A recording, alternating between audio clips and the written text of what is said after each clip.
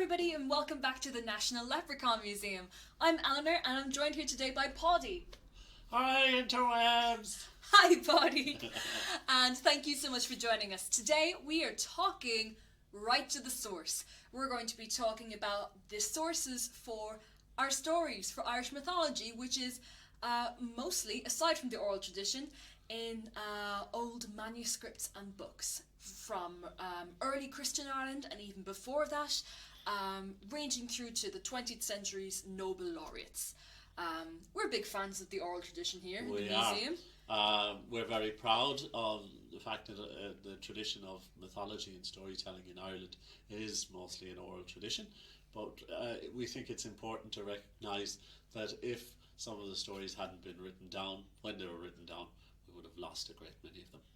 Especially with the way that the modern world came to respect the written word and not look so kindly on the oral tradition as we do around here. So we would have lost a great many of our stories if it wasn't for books. Yes, indeed. So we're going to be talking books today and written sources. Probably when most people think of old Irish manuscripts or old Irish stories, they think of the Book of Kells, which is on display in Trinity College here in Dublin. You can go and see it, and it is very beautiful and impressive and significant, but there's a whole lot more. There's a whole lot more, and there's a great many manuscripts that don't get the same spotlight shone on them that we would look on, and are many in many ways more important. The Book of Kells is the Gospels, and of course the Bible is the most printed book in the world. So most people know what's in it already. But 11th century manuscripts like the Lebor Gabála Érenn are very important to the work that we do here. So can you tell us more about the Lebor Gabála Érenn? I can. That's no. The Lebor is essentially tells the prehistory of Ireland from the time of creation right up until the Middle Ages. When I say it tells the history, it's not a modern history, it's a pseudo-history. So there's lots of mythologies mixed inside there, and lots of ideas that modern historians would chuck out and say that didn't happen. Okay. Yeah. So history is a very fluid definition of history. It is an oral history. It is a history of mythology. It is history as those men writing it at the time thought about history. Of course. It isn't an accurate historical account as we think about it now. And Lebor Gabála Érenn, does the Lower come from the Irish word for book, Lower? It is, but it's spelled a little bit different because it's from the Old Irish. Yeah, it's a marvelous book in many ways, because you'd think that a video like this on the sources would be a bit dry, but of course the Lebor Gabála Érenn tells the story of Césaire, the very first woman in Ireland. Yes, I love this story. Césaire and 3 men, 49 women arrive in Ireland, and the 49 women are broken up amongst the 3 men. But of course, the 2 of the 3 men die, and the man that's left over, Fintan MacBochra, is a shape changer, and he transforms himself into various animals and gets away. And this is happening before the flood. So as far as the people that were writing the book were concerned, they were gone after the flood, because they weren't in the ark, though Césaire was said to be the granddaughter of Noah from a non-biblical son. So they sometimes, if they're trying to do a genealogy of a famous Irish character, they'll go back to Noah and invent new children for him. And like, Noah had this other son named Bith, and Bith was the father of Césaire. Sure, there's always spare children. There's always Noah had a lot of spare children lying around. Then we have, of course, the Partholons arrive from Greece, led by Bartholomeus which is an old version of Bartholomew, an old Irish version of the name Bartholomew. Okay. And they give Ireland things like cooking, farming, brewing, sewing, all the things that you need to start building a proper society and Very stuff. generous. Yeah, and stop playing around in the mud. And they were from Greece, where all civilized things come from. Back in the ancient world, everything good and civilized came from Greece, as far as some of the authors were concerned. Yeah.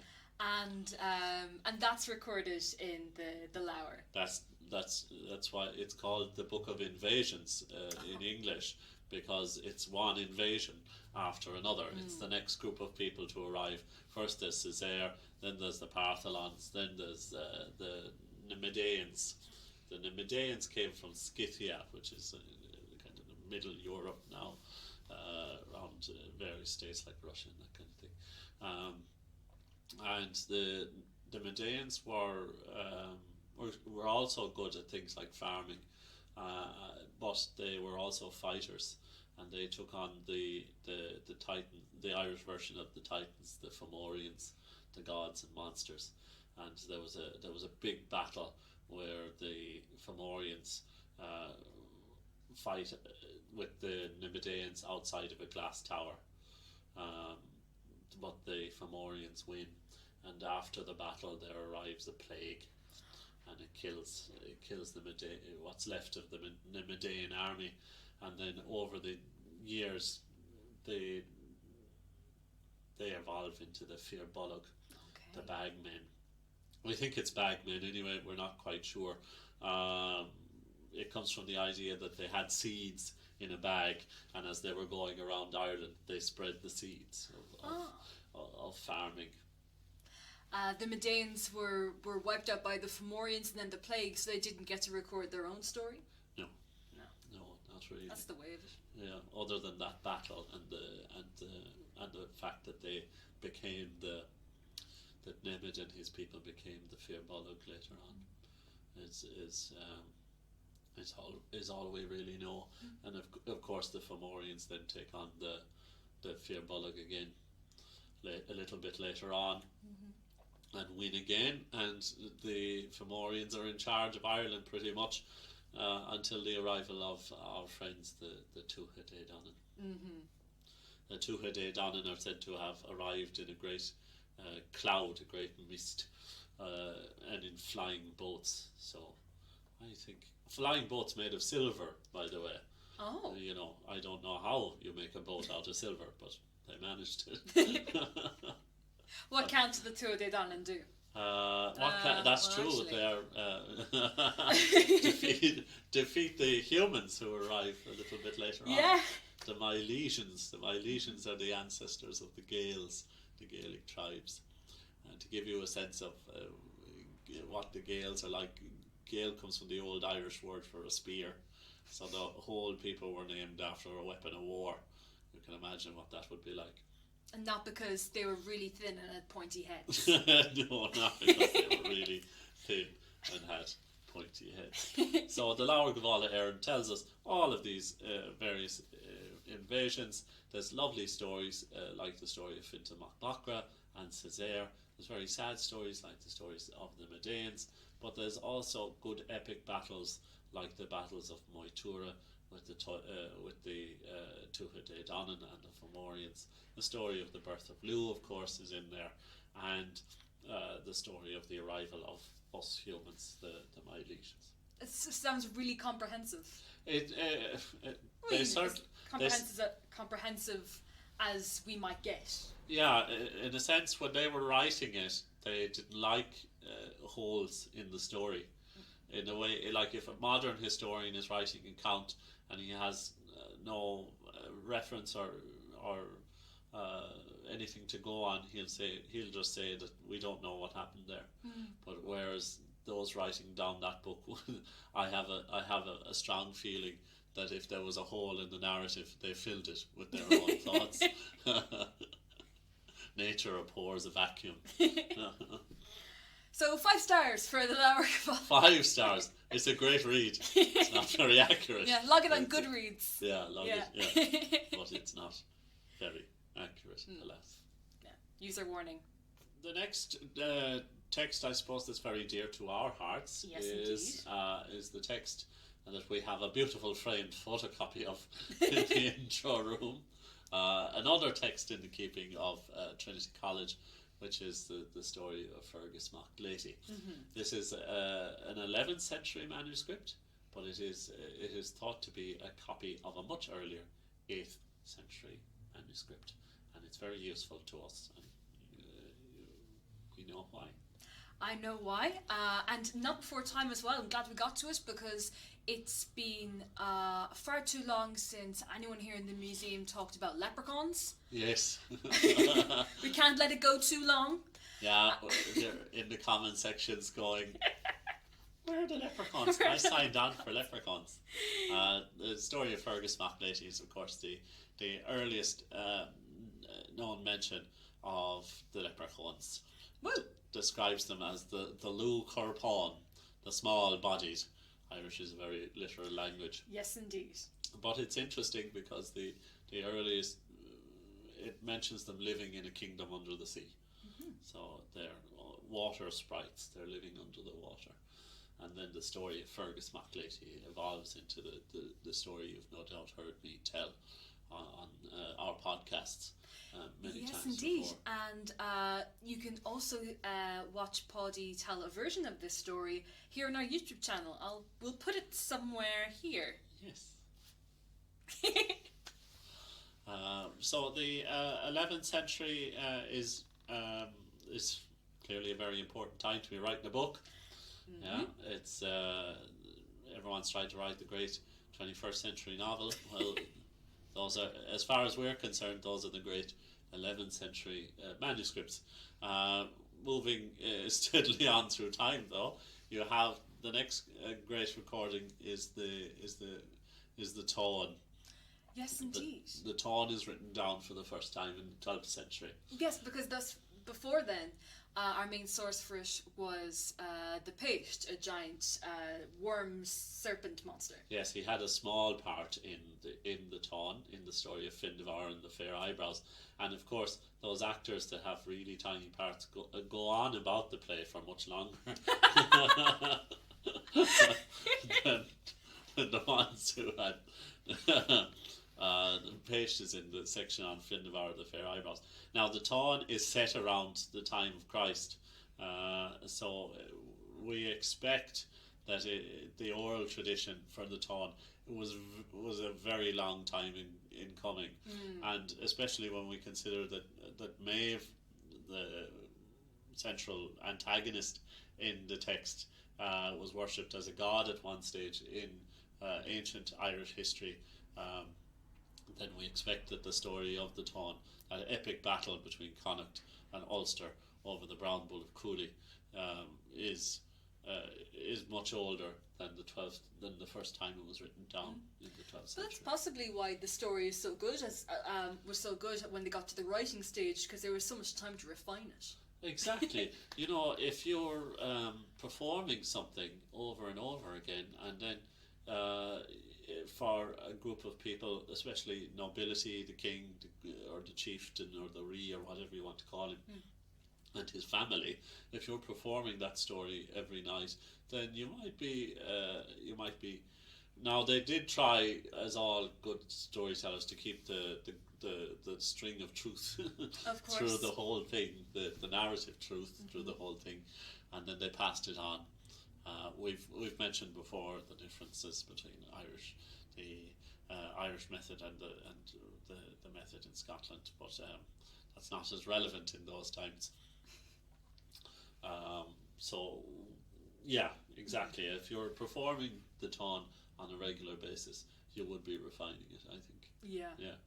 Keep it, and which is why, you know, when you're using the word epic in Irish folklore, you're really talking about the Tone. Yes, indeed. And of course now it's a lot easier to read the Tone these days. It is. You can or get your own copy of it than it is, say, the Lebor Gabála Érenn. Yeah, and as some beautiful works of illustrations have been done. Mm-hmm. On the town, and kids are taught the stories from the town Yes, in indeed. school. And if you did Stan the Gaeilge Mm-hmm. in secondary school, like some of us oldies, then you will remember stories from the town as well. Mm-hmm. Yeah, so I think probably, as you say, when we talk about an epic in Irish mythology or folklore, or when most people think of stories from Irish mythology, they think of stories from the town. They do. They think of stories from the town. Fergus MacLeaty gets another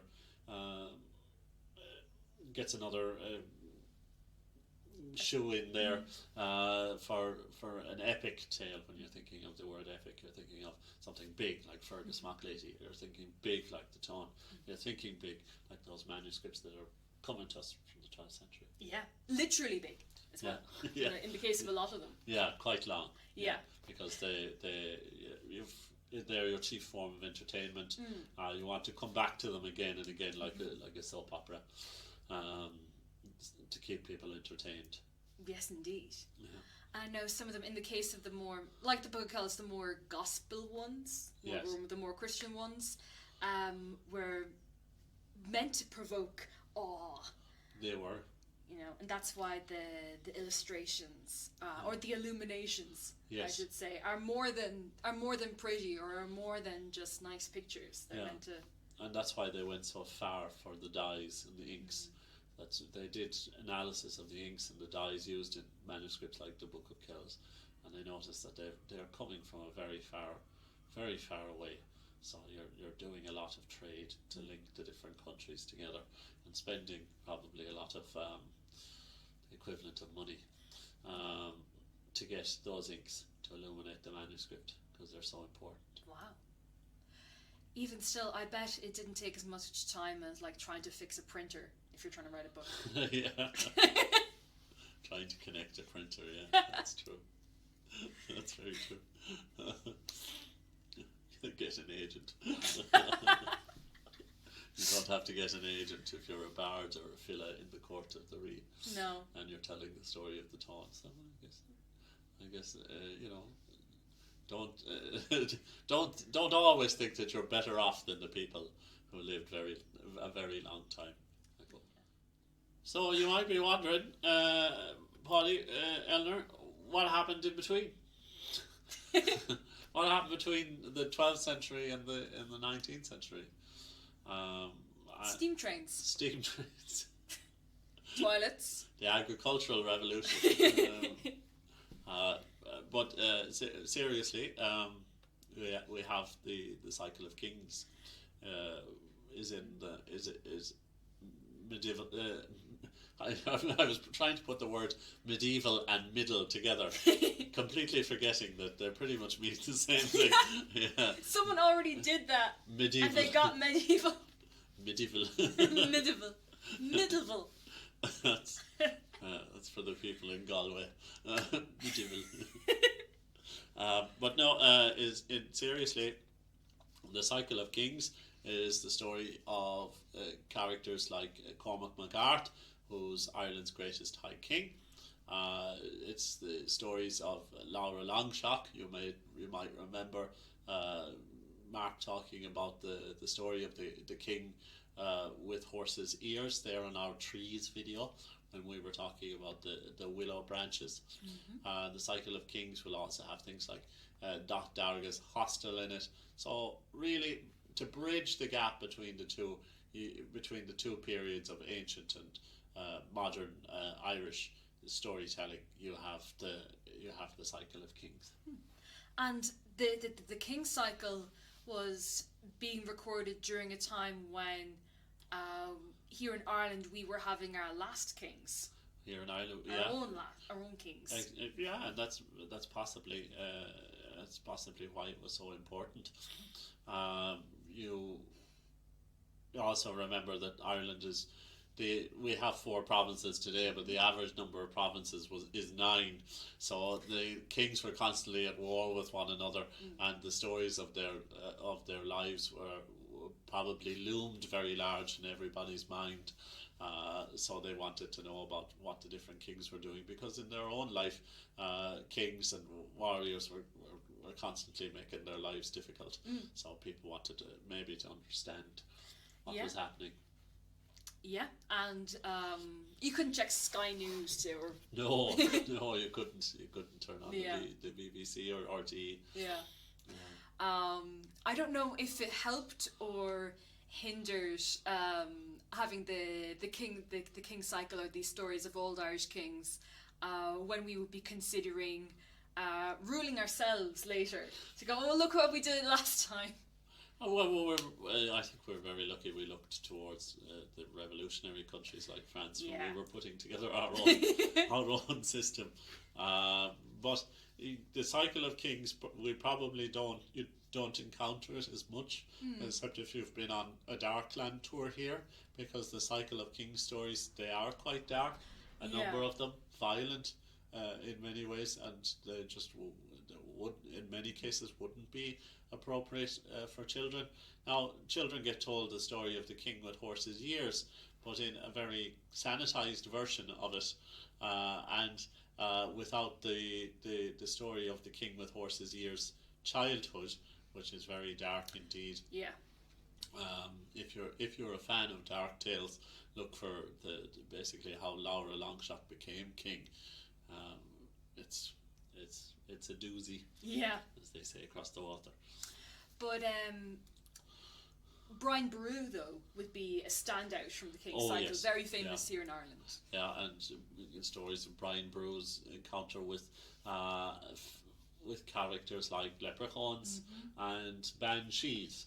So you're starting to see really these more modern characters that we're familiar with, fairy tale characters that we're familiar with, starting to evolve in the Brian Boru stories in the kingly cycle. Back in stories like Fergus MacLady, the leprechauns sometimes aren't recognisable as the leprechaun stories we tell today. So you really see in that cycle the evolution of our modern ideas. And of leprechauns. Yeah. Don't at me in the comment section. Paudie, where are the leprechauns? My back garden. We are all leprechauns to Paudie. Yes. Yeah. And I'm a leprechaun if I visit Scandinavia. But I suppose the next step. Now we're doing a big hop, skip, and a jump here because I don't want to be talking to you for 4 hours. Our next source then is T. Crofton Croker. You either love him or you hate him, but he is the precursor to Yeats and Lady Gregory. He's going out into the countryside. He was born in 1798, so it'll give you a sense of where we are historically in the history of the country. And he's going out into the countryside. He's collecting stories from the locals, some of whom believe they've had real encounters with the fairies. Some of them have heard fairy stories from their ancestors. Sometimes they're a bit condescending. He can be in his collection. Other times, fair enough. He obviously had a love of the stories, and he loved song and poetry as well, preserving the songs and the poetry of the native Irish people. Yes, indeed. Yeah. We talk about Thomas Crofton Croker a lot here, but it's sort of like he invented a job. Yes. Yes. Yes. That you could the job of going out and collecting folklore from, say, rural or remote places, and then writing them all up. Maybe it's more that he looked at the Shanachie tradition, which is going all throughout the Irish, through most of Irish history, and said, how can I make that look more respectable? Yeah. I mean, it's very much like what the Grimm brothers did. Yeah. In Germany, which is probably what folks might think of as we describe what Crofton Croker did. Yeah. In terms of going around and collecting folklore from people. Not that the grim tales were that respectable. No, I suppose not. And I suppose I say it made him look respectable, but only kind of. Yeah, no one's looking at Thomas Crofton Croker and going, yeah, you're the man we want to lead the country. And that's interesting that you say that, because folklorists in Ireland did end up running the country. They did. The Gaelic revival comes in the 20th century, and the Gaelic revival is what inspired many men to go out and die in 1916. Yeah. So we'll jump forward to the 20th century, and here in Ireland we've been writing things down for ages, writing down our stories. We've gotten very good at it. So good at it that we've started winning Nobel Prizes. Exactly. Yeah. Yeats is like Crofton Croker, but more successful as a poet and as a member of society. Yeats is Anglo-Irish as well, so he's keyed into into that history. Yeats is looking at the stories and editing them to make them more, I suppose, readable in some ways, but also he's has a bit of an agenda, maybe. Yeah. Would you say that? Yeah, he's trying to make them readable for his audience, in a sense. The stories were intended for telling in small Irish communities. They were supposed to be told by a Shanachie in a home, perhaps, or someone who remembers the story that was told by their grandmother, or had their own encounters with the fairy folk. He's looking at those stories. He's editing them in a certain way to make them again, like Crofton Croker, more respectable. He's also part of the inspiring the Irish political movements. Yes. He's obviously Maud Gonne. He's very much in love with, and Countess Markievicz and all those would be in his circles. And he and Lady Gregory were trying to instill a new sort of Gaelic Irish consciousness and genre and almost like aesthetic, especially since Lady Gregory founded the Abbey Theatre as Ireland's national theatre. So maybe aesthetic is a better word for that. But in some ways, with Lady Gregory, when you try and make the literature, to also make the stories good literature, you lose some of it. And she gives that little warning at the start of some of her books that basically she took out some of the surreal elements to make it more understandable as a story. And when you take the surreal out of a lot of Irish stories, you lose some pretty, what we would consider now that we are post-surrealism, I suppose, that artistic movement we would consider actually quite entertaining. Yeah. Yeah. But then we are a surreal people in itself, the Irish people. We sure are. But that's an interesting question. Because as well, because they wanted to market and raise awareness of this this part of Irish culture. Yeah. And wanted to bring it to new audiences. Yeah. And at the same time, so in doing that, they had to make it easier to understand, make it easier to sell as well, I suppose. And as well as trying to introduce people, maybe say in the cities or in Dublin and further abroad as well, to authentic Ireland. Yeah. They had to make things a little less authentic. Yeah, and in the culture of their time, in a sense, these were all improvements. They didn't actually see the negative effects that it might have down the road, the things that you might lose. And I know there's sometimes there's a lot of Yeats hate out there, and that's justifiable if you want to feel that way. But there is no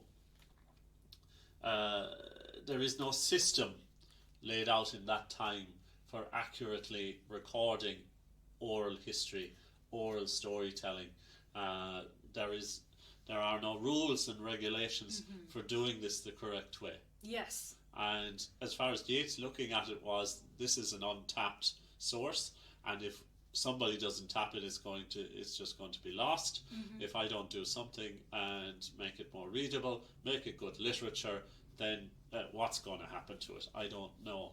And Ireland is clearly in a position where it needs this stuff, but in many ways that approach caused a lot of damage.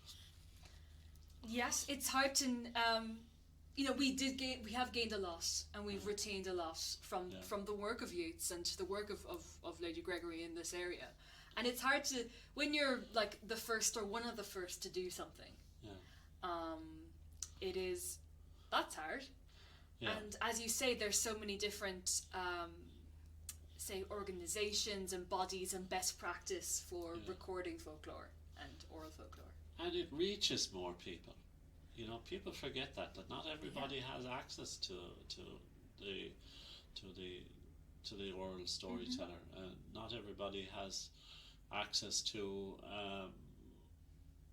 Not everybody knows Old Irish or the dialect of Irish that is spoken in the west of Ireland at that stage. So it does reach more people. Yeah. It does make it all more accessible. Yeah. But often when you become a popularizer of something, then you're essentially drawing a big target on your head for someone to go, oh, you did that very badly. Yeah.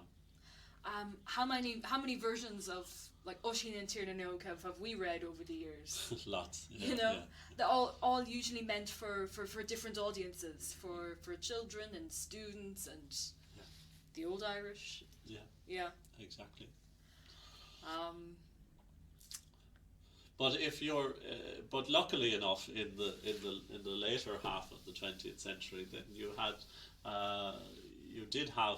still had people who were interested in looking at what folklore looked like before Yeats. Yes, indeed. You have people like Mary Haney, and of course you still have the Shanachis. The Shanachis are going right through all this time. These wandering storytellers, or the storytellers that, well, I say they were wandering. Sometimes the only place they wandered to was the local pub. No. But and then you have people like my own fellow Kerryman, Eamon Kelly. Eamon Kelly, a Shanachie storyteller, actor, personality, you name it, and giving us stories of the common people, and I say common people like I wasn't born common myself, but not kings. Yeah. People who aren't royalty and heroes. Yeah. You have stories about the story of the tea man, or the tea man, which are very ordinary. There doesn't always have to be romance or magic in those stories. Yeah. Sometimes they're just fun and funny and interesting. Yeah. Is it fair to say that a lot of the there's a lot more maybe attention paid to the Shanachies and what's going to happen to the Shanachies in the middle of the 20th century because television arrived? Exactly. In 1962. You're right. That's when we got television arrived to Ireland. And Ireland and the television crews are able to go right and bring the Shanachie into everyone's home. Again, making it more accessible, but without editing it, because you're going right to the source. Yes. As you're going right to the source, and you're bringing it into people's homes. Yes, indeed. And then, so the Shanachies were able to go on the television, even the Late Late Show. Yes. And we're also, I guess, able to go on television and say no one's listening to our stories anymore because they're all watching television. Yeah. But you have great television moments with Shanachies, like Eamon Kelly in front of the fire and telling stories, but also kind of stories of interaction with figures like John B. Keane and Brian McMahon. Stories in Listowel in County Kerry of them interacting make great television moments because they're such larger than life characters. Yeah. And that makes it all more accessible at the same time, Exactly. as we were saying. Yeah. You know, especially when they come out with their own books. Exactly. And it's still going. The sources are still going. Yeah. I always amazes me that you have Eddie Lenihan. Eddie Lenihan is on the shelf there. Yes, indeed. Still writing, still collecting the stories, still talking to people who believe they or someone related to them or one of their ancestors had a real encounter with the fairies. Still campaigning for our fairy forts and fairy hills out there. Yes, indeed. Yeah. There's still regular chats about folklore on TG Cahir, the Irish language channel especially, and more of the older Irish manuscripts are being found and digitized all the time. Exactly. So that more people have access to it, and and history can be, well, maybe not rewritten, but some of those gaps can be a bit fleshed out a bit.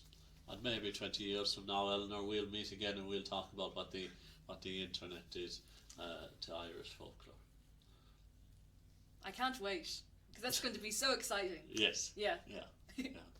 Finally get our hoverboards and flying cars. Anyway. Well, folks, we'll leave it there. Thank you so much for joining us. Paudie, thank you so much for joining us. It was a real pleasure. And it's been such a pleasure to have you and your wealth of knowledge. Oh, thank you. And I can't wait for you to come out with your own book someday. And maybe we'll talk about it here on the channel, and you'll get lots of pre-orders and book sales. And oh man, I know there's a book in you, Paudie. You never know. Yay! Yeah, maybe there'll be folk tales from COVID. Maybe new folk tales will come out of the pandemic. You never know. Thank you so much for joining us. If you enjoyed this video, please like and subscribe and tell your friends and all that. And we'll see you again soon for more talking. Goodbye. Bye.